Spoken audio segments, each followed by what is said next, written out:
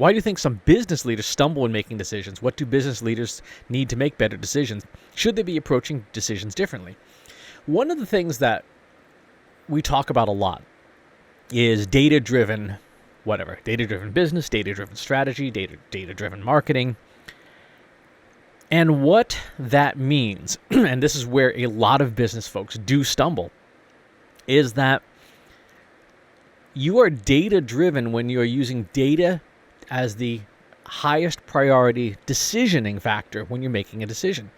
That's not to say it's the only one. There are things like experience and intuition and tradition that you may incorporate into your decisioning process.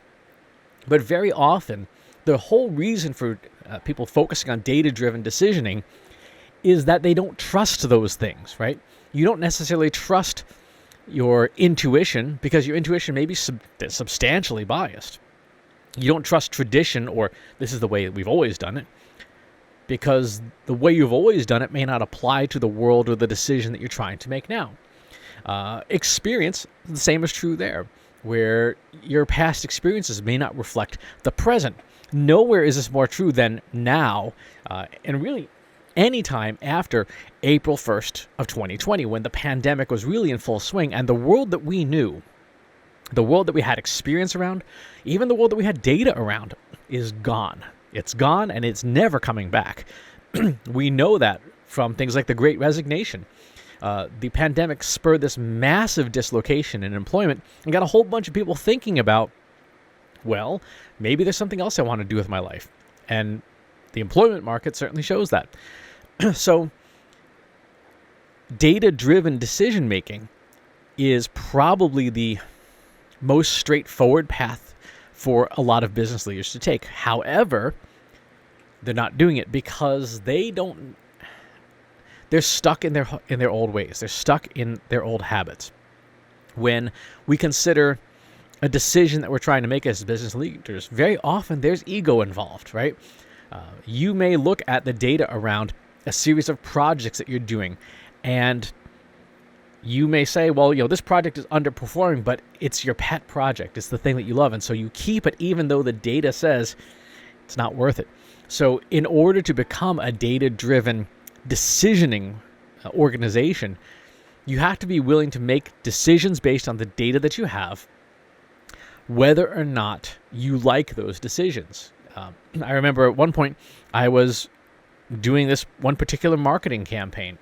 I really enjoyed the way that marketing campaign worked. I enjoyed creating the content. I enjoyed promoting the content. But the data said it's not working. There's no measurable impact, and it consumed a lot of time.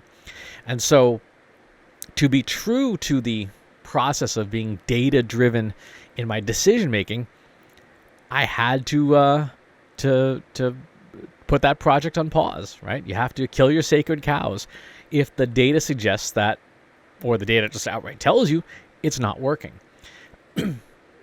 In order to make good data-driven decisions, you have to have data that is clean and complete and correct, right? Without those things, a data-driven decision-making process does not work.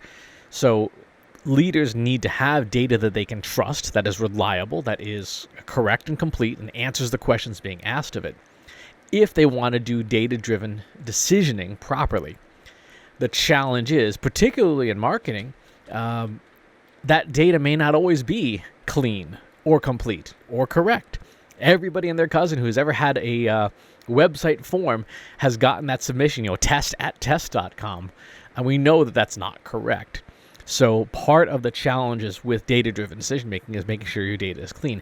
If your data is filthy, then data-driven decision-making may not be possible. In the same way that if all you have in your kitchen pantry is sand, baking a cake simply isn't possible. You can make something that looks like a cake, but it's certainly not going to taste like a cake. And no matter how much you wish it were otherwise, it's never going to be a cake, at least not one that's edible. So that would be sort of the big stumble there when it comes to data-driven decision-making.